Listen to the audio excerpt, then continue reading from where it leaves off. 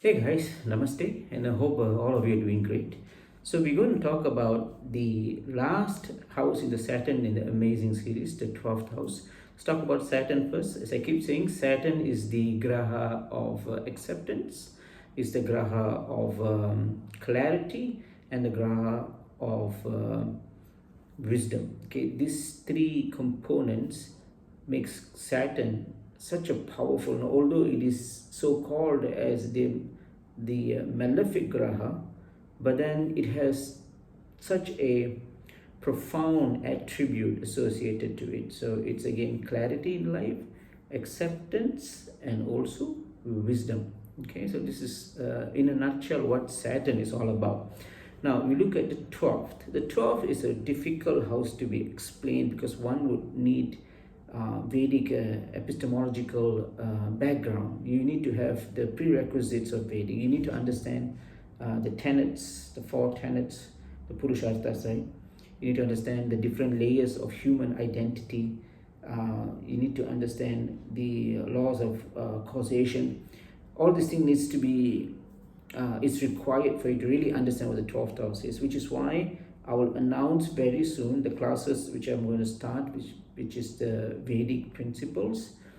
But for now, I'm just going to give you a cursory view or understanding about the 12th house. Now, the 12th, now it is the last moksha house, right? The 4, 8, 12 are the houses of the moksha, which means house of liberation, right?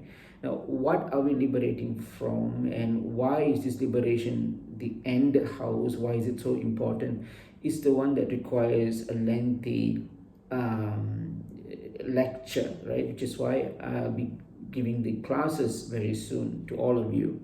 But for now, understand that it is the house of total transformation. All right. Normally, people associate the eighth house as so-called the transformation house. It is transformative, but in a very karmic way. This one is different. This 12th house is the last destination, right? That it sort of decides what happens to you. Okay. Put it this way: it gives you this house if it's well. I mean, if you follow the remedies, if you have a chart which is pretty decent, right? Everything is well positioned. Your way of life or the state of sanctity is there for you, or whether you are in a spiritually aligned person, then the 12th house is the house of reliever. It relieves you from all pains and suffering, worldly pains and suffering, right? Be it mental, physical, emotional. You will be totally free from it, right? But of course, this is a lengthy, esoteric topic. But put it that way: the 12th house is the one that gives you eternal happiness, right? So, what are the top 5 things that you'd have if you have Saturn in this house? Okay, number one is clarity, total absolute clarity. It is so clear to you what life is all about. Sometimes people might find you a little bit eccentric, right? Slightly above normal, right? Because people may not understand why you are doing whatever things that you're doing in a manner, right?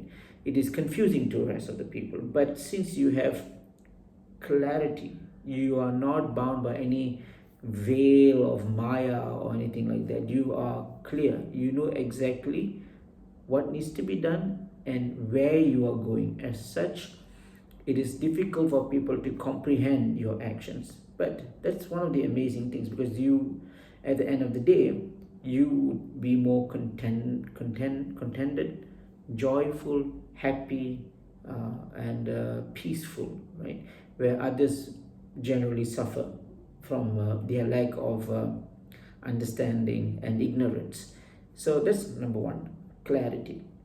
Number two is adaptability. Very adaptable, right? It doesn't matter where you are. You could be in a vaccination center, or you can be in a prison, or or in some place where you are trapped.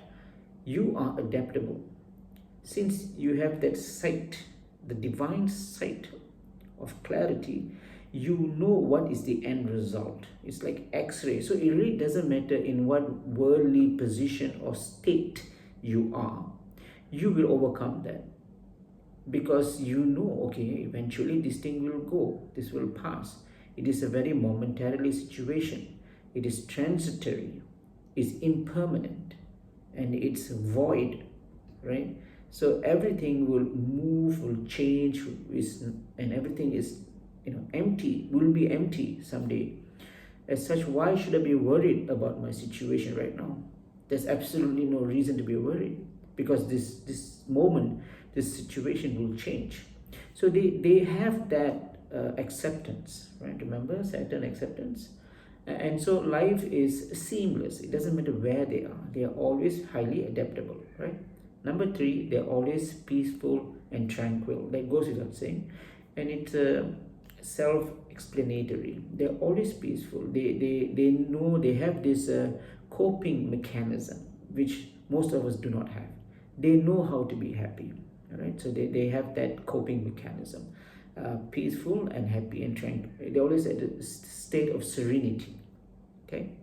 Number four is whatever actions that they do, whatever, right? It'll be always successful, because they are not expecting anything. There's no expectations in whatever they do. Karmanyevadi karishte ma palishu karacha. It's a thing that you don't expect for the fruits of your labor, right? So there's no expectations, and when you do things like that, everything will just fall into places, because expectations is the one that gives you that hindrance, right? So they don't have that. And the last, but certainly not the least, is that they are these people who do not be overjoyed with success nor saddened by failure. There's this balance within them, right? If you get a promotion at job, or they have a newborn baby, or they struck a lottery, or whatever it is, right? Whatever it is, they would not be overly joyed, right? You can see in their face that they are like, okay, it's good, this has happened. They accept, but they do not let the emotional come into picture.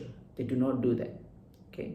It may again seem a bit weird from the other perspective, right? Aren't you happy that you have a son or a daughter right now? Aren't you happy that you got the promotion? Yes, I am happy, truly I am. But you don't seem like it. See, that's the thing. They do not show it outside. And again, if something bad happens, some catastrophic, some calamity, something happens in their life, they'll also may not have that in their face. Say if there's death in the family, you may not see them, wailing and crying and weeping. You do not see them. Even if they do that, it will be within their own, room, or within their own privacy. You will not see them doing in front of people. They don't believe in expressing emotions, right? They have good control about what life is offering, or life would offer to them, and what has happened to them, and all that. They have a sort of innate. They don't have to be, they don't have to read books and scriptures and understand about what life means and things like that.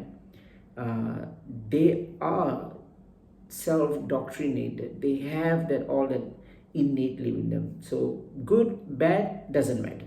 They always take things very naturally, very neutrally, okay? So those are the top 5 amazing things for Saturn, well placed in the 12th house.